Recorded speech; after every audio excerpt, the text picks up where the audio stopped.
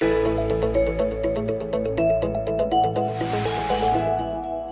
is always at this period of time, as we count the days and weeks from Pesach and Yetzias Mitzrayim to Shavuot and Matan Torah, and especially around the time of Yom Ha'atzmaut, which we celebrated just 1 week ago, that I go back to Rav Soloveitchik, Rabbi Yosef Dov Soloveitchik's Kol Dudi Dofeik, where he described the transition between the existence of fate, the existence of being acted upon, and not what we do, but what happens to us, to an existence of destiny, being the actors in the story of our future.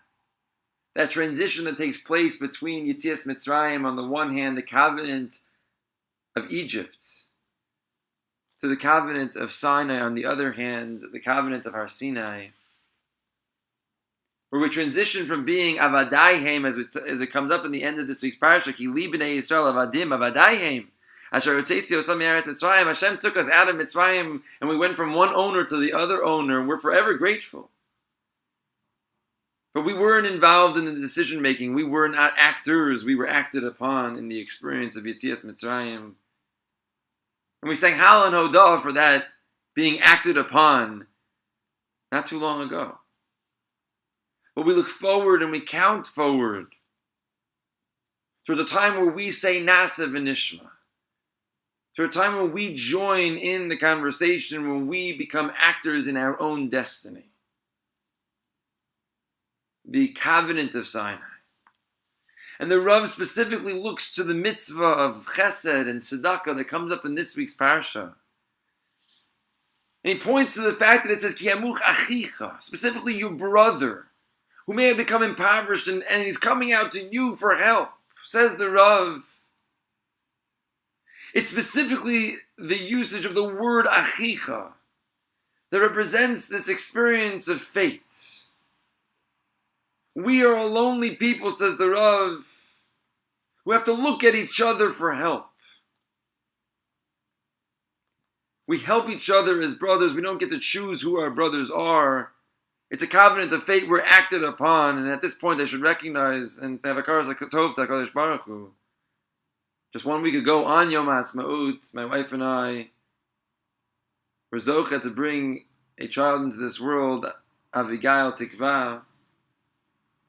She didn't get to choose who her siblings are. And yet they have to take care of each other. We don't choose our siblings, we take care of our siblings. Kemuch achicha. Your brother knocks on the door and you ask, how can I help? That's one level of helping and understanding our relationship with our fellow Jews, but says the Rav, there's another level that goes one step further. In the conversation of the covenant of destiny in chapter 7 in Kol Dudi Dofeik, the Rav points out, and I'll quote, acts of loving kindness and fraternity, which are integrated into the framework of the covenant of Sinai, are motivated not by the strange sense of loneliness of the Jew as we just described, but by the sense of unity experienced by a nation forever betrothed to the one God. It's through our relationship, our current and future relationship with the Ribono Shel Olam, that takes us from being a people, in the Rav's words, to becoming a nation with a mission, which can transform our personal experiences as well, especially in the realm of tzedakah and chesed. When we give to a brother, not because we've only had these shared experiences and we're kind of forced together as siblings, but because we share a parent, we share a father. Avinu Shvashamayim, we are all banim atem Hashem Elokeichem. As the Rambam specifically writes in this context in Hilchos Matnos Aniyim, in the 10th parak, the second halach, Kol Yisrael v'Nilva Aleichem Ke'achim, they're also brothers. The same Ki Amuch Achicha applies. Ki Achim Heim, Shenemar Banim Atem LaHashem Elokeichem. Yet this level of relationship is not only a sense of brotherhood that comes along with taking care of my brother because no one else will, as the Rambam describes in the next lines. but it emanates from the sense that we are children to the same Father. We don't only have a similar past of Yetzias Mitzrayim, but we have a conjoined future as we head towards Matan Torah. It is at this time when we often focus on our relationship with the Ribono Shel Olam, as we head towards our hachanot, our preparations for Matan Torah and Shavuos, that we could take this lesson of not only viewing our fellow Jews as achicha simply because we're all stuck together, in a sense that we're all being acted upon, but to elevate that to an existence of destiny. The sense that we are all part of the same mission because we are all children to the same God and we all have the same goal, the same direction. That's why I take care of my brother. That's why I care. I'd like to suggest as well, in our relationship with Ribono Shel Olam can be shifted as well.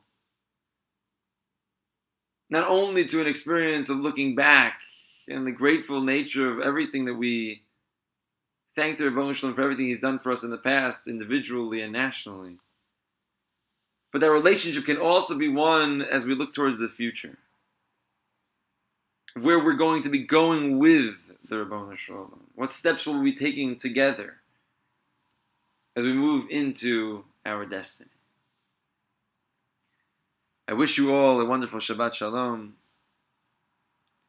And the rest of Sfiras HaOmer as we head towards our own Kabbalah Torah and Matan Torah, where we can accept upon ourselves a sense of achdut, one that takes care of our fellow Jew, not only because of the fact that we walked out of Mitzrayim together, because we were kind of forced together and huddled as one, but because we all joined together saying Na'aseh v'nishma as one.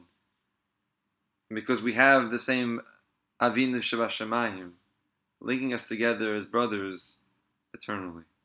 Shabbat Shalom.